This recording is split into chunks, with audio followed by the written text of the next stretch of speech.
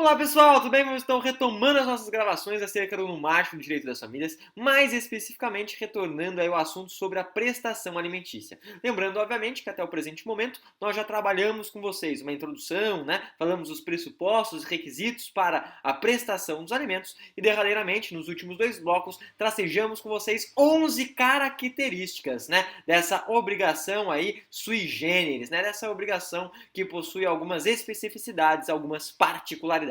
A partir de agora, eu quero falar com vocês, então, um novo assunto, que é justamente acerca do quê? Do momento em que finda a prestação alimentícia, ou seja, um novo tópico dentro de alimentos, o momento da extinção do dever de pagar alimentos. Então, extinção do dever de pagar alimentos. Prof, são quantas as situações que findam a prestação alimentícia? São 5 situações, Então, em outras palavras, é meio capiroto, não chega nem a ser mágico, nem 2 vezes mágico, Porque tá acabando os alimentos. Se acaba a prestação de alimentos, Obviamente, para alimentando é ruim, então é capiroto, é tinhoso. São 5 situações. A primeira situação, diga-se de passagem, ela é umbilicalmente ligada à nossa primeira característica. A primeira característica que eu trouxe para vocês é justamente que os alimentos são personalíssimos. Em outras palavras, eu pago os alimentos para uma pessoa que eu sei para quem eu estou pagando, Eu pago meus alimentos para uma pessoa certa, uma pessoa determinada. Os alimentos, eles são intuito persona. Ou, se vocês preferirem, o credor dos alimentos é uma pessoa específica, uma pessoa pré-determinada. Em outras palavras, se essa pessoa certa, então essa pessoa que recebe os alimentos, o credor dos alimentos, passa dessa para melhor, a criatura conhece o criador, vai ver a grama nascer por baixo, veste o paletó de madeira, dá o último suspiro, faz o desenlace, ou deixa o plano carnal e vai em direção ao plano etéreo, significa, obviamente, então, que nós não precisamos mais pagar alimentos, porque se ela já morreu, não vou pagar, obviamente, esses alimentos para ela, enfim, não vai ter nenhuma aplicabilidade. Em outras palavras, então, notem, se o credor dos alimentos falece, Obviamente, então se extingue a prestação alimentícia. Tomem cuidado, porque muitas vezes a pegadinha é o seguinte: qual que é a pegadinha, prof, Porque obviamente, os examinadores que fazem as indagações dos certames de OAB, de concurso público, eles são capiroto. E eles vão perguntar assim: olha, se o devedor dos alimentos morrer, os alimentos terminam? E a resposta é não. Por que não? Porque se o devedor dos alimentos morre, esses alimentos podem ser transmissíveis. E essa foi a nossa segunda característica. Então notem, para terminar os alimentos, a morte é do credor, a morte é do alimentando, daquele que recebe a benesse dos alimentos. Dito isso, vamos para a nossa segunda situação aí, de extinção dos alimentos. Gente, não sei se vocês se recordam, mas dentro do artigo 1694, eu trouxe para vocês o binômio. Eu falei do binômio necessidade e possibilidade. Tudo bem, sem grandes entraves, sem grandes crises. De acordo com a mudança desse binômio, nós podemos pedir o quê? A revisão, ou revisional dos alimentos. Em outras palavras, eu posso pedir aí um aumento, dos alimentos de acordo com o aumento da necessidade do alimentando. Como eu posso pedir a redução dos alimentos de acordo com o quê? Com a diminuição da possibilidade do alimentante. Em outras palavras, a gente fala da revisional dos alimentos. Só que de acordo com a mudança que possa ocorrer dentro dessa relação, dentro desse binômio necessidade e possibilidade, nós podemos, sobejar aí a exoneração da prestação alimentícia. Sério, prof? Sério? Vou dar um exemplo. Gente, imagine se de repente o alimentando, ele faz aí um joguinho de final de ano e vocês não sabem, vocês não acreditam, ele ganha sozinho na Mega Sena acumulada, ele ganha, sei lá, 100 milhões de reais. Gente, vocês acham que ele vai necessitar, ou seja, acreditam que ele vai precisar da prestação alimentícia? É óbvio que não. Então, de acordo com a mudança desse binômio, necessidade e possibilidade, podemos, obviamente, chegar à exoneração dos alimentos. Então, já falamos aí de 2 situações. E notem, isso que eu estou trabalhando com vocês, revisional de alimentos, que pode gerar a majoração, a diminuição ou exoneração, 3 se encontra no artigo 1699, então 1699, né? Só mais uma vez, 1699 do Código Civil. Dito isso, vamos para a nossa terceira situação. Gente, a terceira situação que extingue os alimentos é justamente a ideia da maioridade. Em outras palavras, a partir do momento que o sujeito tem aí os seus 18 anos. Só que nós temos aí algumas observações, algumas inúmeras observações. Tudo bem, primeira observação, gente. Apesar de estar mais ou menos estipulado que aos 18 anos, com a maioridade, terminam os alimentos, se observou o seguinte: gente, quando vocês fazem 18 anos, vocês têm a tua casa própria? Não, né? Vocês têm o teu carro próprio? Não. É engraçado porque antes dos 18 anos a pessoa fala assim: eu vou fazer 18, a minha vida vai mudar completamente. Não muda absolutamente nada, né? Ou seja, obviamente ela poderia responder aí criminalmente, mas tirando isso, não muda, né, na prática, absolutamente nada. Então eles observaram, não é porque o sujeito faz 18 anos que haverá o quê? Enfim, a extinção da prestação alimentícia de maneira automática. Não é então porque o sujeito faz 18 anos que automaticamente, né, obviamente, o alimentante, ele deixará de prestar os alimentos. E em razão disso, então, o STJ, ele flexibilizou, porque ele falou assim, olha, não é porque o sujeito faz 18 anos que ele vai deixar de necessitar. Então, como que eu vou fazer esse sujeito deixar de necessitar? Eu vou tentar garantir para ele algum futuro, um emprego, algo do gênero. E como que então o STJ flexibilizou isso, né? Inclusive temos um enunciado que é o número 344, né? O enunciado 344 vai nessa linha. Ele falou assim, olha, a gente vai pagar esses alimentos, vai pagar a prestação alimentícia até que o indivíduo se forme eventualmente numa universidade. Então vai pagar, então, né, de certa forma, até o término de uma graduação. Que legal, prof, que interessante, né? Só que daí vocês não sabem. Não sabem o que, né? Eu conheço um sujeito que ele entrou na faculdade. Que legal, prof, dê parabéns pra ele, né?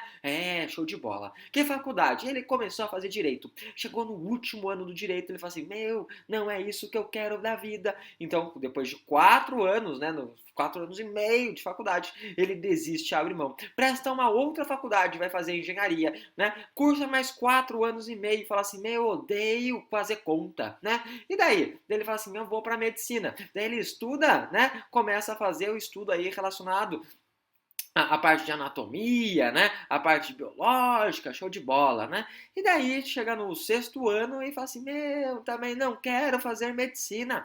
E daí? Daí ele vai para as artes cênicas, né? Que seja, não é diferente. O sujeito hoje está com 42 anos, né? E nunca trabalhou. O que ele é? Um estudante profissional. Prof, putaria, né? Não rola, o cara vai continuar pagando, recebendo alimentos, né? É óbvio que não. Então o STJ, para evitar também essa situação do chamado estudante profissional, ele vai falar o seguinte, vamos pagar, tudo bem? Até o quê? Até o término de uma graduação, que seria mais ou menos os 24 anos. Então, término de graduação, mais ou menos 24 anos. Por que mais ou menos 24 anos? Porque é óbvio, gente. A gente sabe que alguns cursos o sujeito ele vai entrar, né, um pouco mais tarde para eventualmente fazer essa graduação e vai sair um pouco depois, né, desses 24. Exemplo, medicina, que o sujeito receba aí 2 anos de cursinho, né? Faz 6 anos aí de faculdade, já tem 26. Por isso que ele fala, o STJ, 24 anos, mais ou menos, até o término de uma graduação, mais ou menos. Por que até o término de uma graduação? Porque a ideia é pagar alimentos até que o sujeito adentre no mercado de trabalho.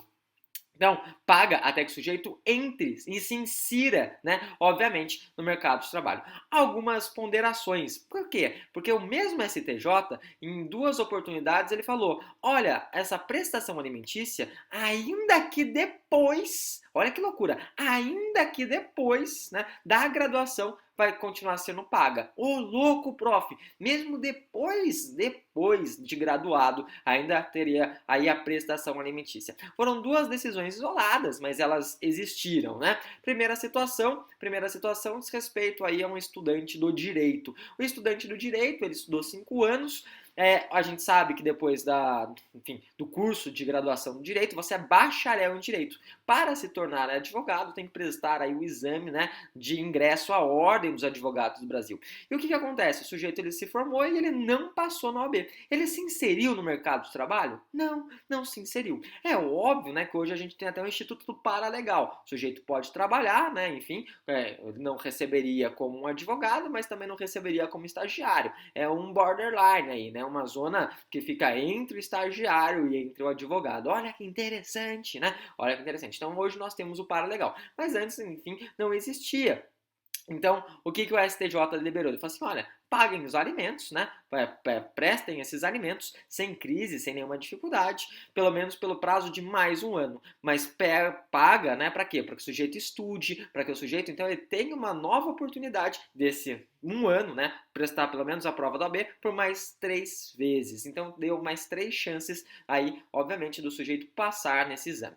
E a segunda situação que houve aí o pagamento também dos alimentos, mesmo depois de graduado, esse de certa forma até tem um pouco de ressalva, né? Foi porque o sujeito ele se formou na medicina e ele queria fazer uma especialização.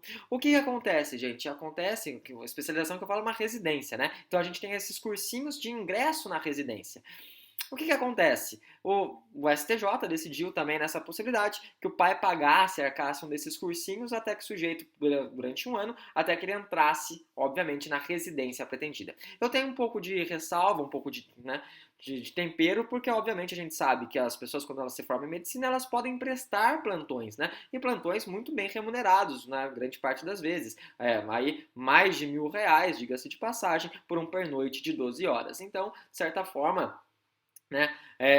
Enfim, precisaríamos observar um pouco da situação em concreto para poder ventilar. Tudo bem? Show de bola, sem grandes entraves. A terceira situação era justamente essa maioridade, só que lembrando essas observações aí que eu trouxe, que eu ventilei para vocês. Próxima situação, gente. Próxima situação é o casamento. Casamento. Mas casamento de quem, né? O casamento que eu falo aqui, gente, a gente tem que observar. Você está falando do casamento do alimentante, que presta os alimentos, ou do alimentando? Vamos supor que Alexandre Pato, ele se tinha separado ali da Stephanie Brito, né, que seja, pagava os alimentos para Stephanie Brito, ele se casa com Fiorella Matheus. A gente sabe até que ele já está com a filha do Silvio Santos, mas vamos voltar para aquela época, né, da Stephanie Brito. Ele se casasse com Fiorella Matheus. Isso extirpa o dever dele de pagar alimentos? Claro que não, né? Notem, a gente pode pedir, de repente, uma revisional desses alimentos, porque ele tendo uma nova lar, uma nova casa, ele precisa observar a possibilidade dele de arcar os valores que ele pagava. Agora, em contrapartida, se nós observarmos que o alimentando se casa, e notem, né? Se o sujeito tem 16 anos, ele pode se casar, idade núbil, não é isso? Então, se ele se casa, não haveria mais aí a possibilidade de receber os alimentos. Então, o casamento aqui é o casamento do alimentando, casamento do credor. Por que ele não receberia mais os alimentos? Porque, de certa forma, haveria outra pessoa para provir a sua subsistência, né? Um caso em concreto, seu marido ou, eventualmente, sua nova mulher. Show de bola, sem grandes discussões, sem grandes entraves, né? Vamos para a última e quinta hipótese, que diz respeito aí à extinção da prestação alimentícia. Prof, qual que é a última situação que leva à extinção da prestação alimentícia? Gente, a última situação...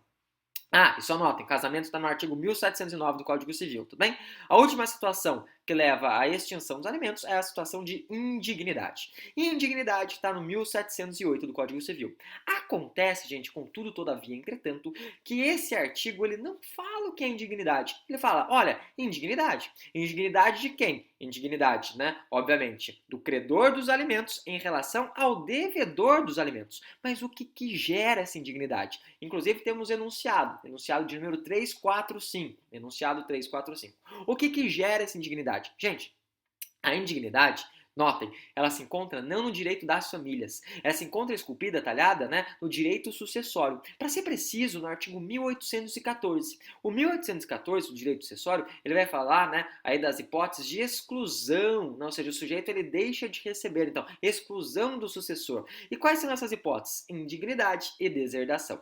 A indignidade, 1814, tem 3 situações que levam à indignidade. Quais são essas situações? Primeira situação, Suzaninha Susaninha von Richthofen, né? Tentou ou matou, obviamente, aí o sujeito que pagava alimentos. Em outras palavras, imagina, tentou matar o pai que paga alimentos. Você acha que o pai vai continuar pagando? É óbvio que não, né? É óbvio que não. Então, primeira situação, dignidade, Susaninha von Richthofen. Anotem aí, né? Artigo 1814. Segunda situação. A segunda situação eu gosto porque demonstra que o legislador ele não conhece tão bem, né, o direito penal. Ele vira e fala assim, ó, se praticou calúnia ou crime contra a honra. Honra! Calúnia é crime contra a honra. Calúnia, injúria e difamação, né? Então, de certa forma, ele coloca essa ponderação. E a derradeira e última é aquela que se perfaz aí mediante uma violência. Vamos supor, né, que de certa forma alimentando né? Ele bata no alimentante. Em outras palavras, o credor bata no devedor dos alimentos e deixa o pai falando fofo, dente sim, não, não, não, não, não, não, não, sim,